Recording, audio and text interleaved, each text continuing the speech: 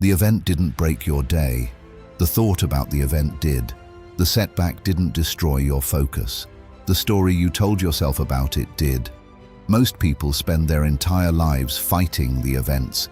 The Stoics understood the events are not the problem. Your judgment of the events is. And your judgment, unlike the events, is completely within your control.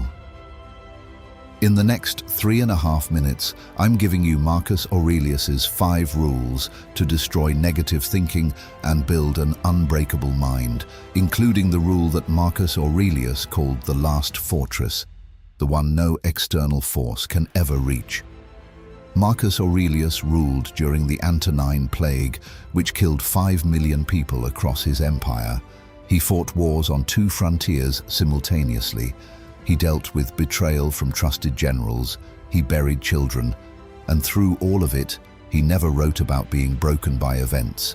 He wrote about training his mind to separate what happened from what he believed about it. Meditations is not a philosophy book. It is a manual for a mind under maximum pressure, written by a man who tested every rule personally. These 5 rules are the most powerful in that manual, and they are available to you, starting with the rule that changes how you experience everything that happens to you for the rest of your life. Rule 1. Separate the event from the judgment. Marcus Aurelius wrote, "It is not they that disturb you, but your own judgment of them."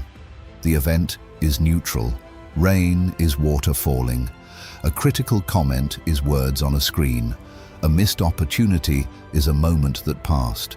Your mind attaches a story to each of these, instantly, automatically, and usually catastrophically.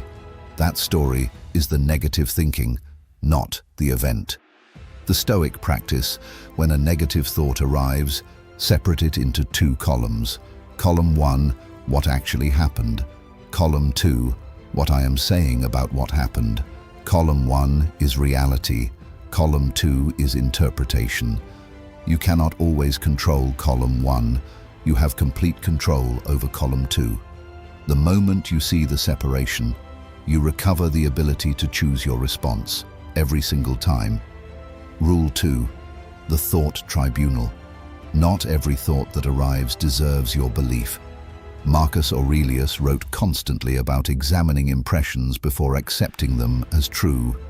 He called this the discipline of assent, the practice of holding a thought at arm's length and asking, is this actually real? Build your own tribunal. When a negative thought arrives, subject it to 3 questions. Is this actually true? Or is this my interpretation of something true? What is the evidence for and against this thought? What is the real cost of believing this thought?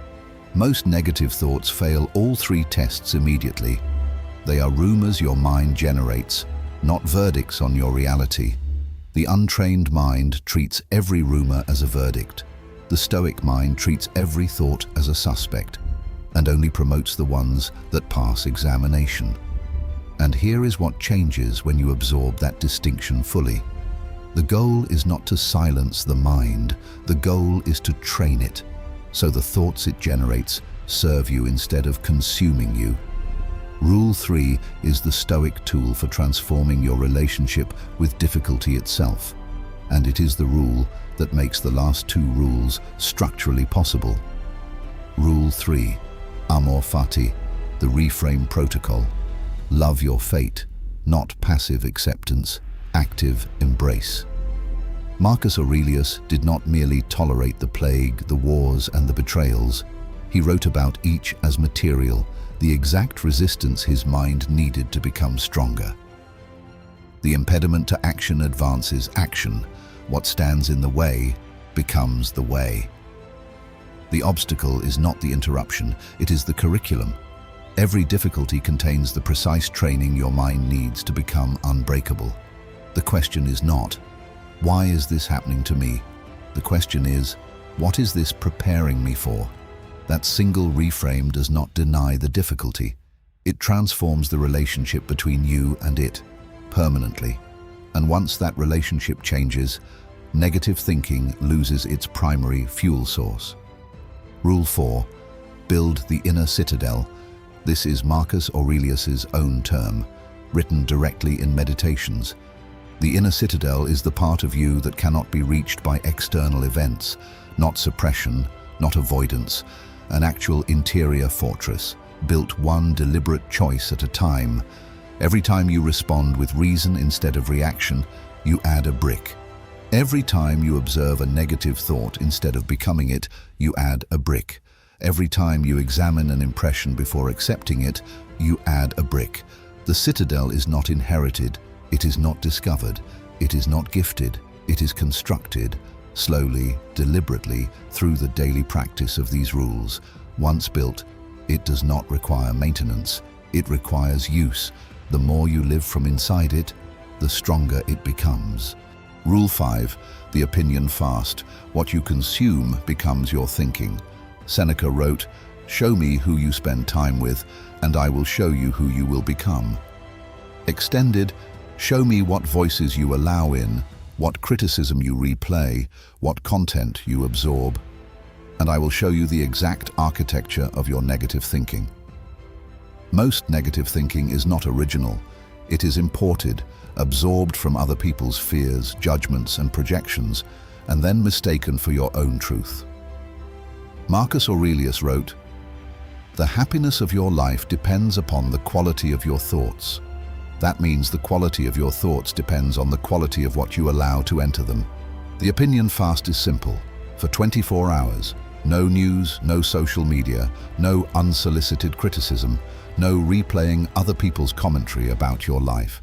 Then observe your thinking. It will be quieter, cleaner, more your own. What you feed the mind grows. What you starve weakens. Negative thinking is not a fixed trait. It is a diet problem. Change the inputs, and the architecture of your mind will follow. 5 rules. 1. Unbreakable mind. Separate the event from the judgment, the thought tribunal. Amor fati, the reframe protocol. Build the inner citadel, the opinion fast. Marcus Aurelius governed the most powerful empire in the ancient world. He was surrounded by betrayal, plague, and loss. And he never lost the one thing no empire could take from him, his mind. Not because he was born with it, because he built it, rule by rule, every single morning, before the world demanded anything of him. The unbreakable mind is not a personality trait, it is a construction project, and you now have the blueprint. Subscribe to Peak Protocol, because every week we decode the systems, disciplines, and philosophies of the most mentally powerful figures in history and translate them into tools you can apply starting today. And watch this next, because an unbreakable mind without a protocol for how you spend your time is a fortress with no mission. We are building both.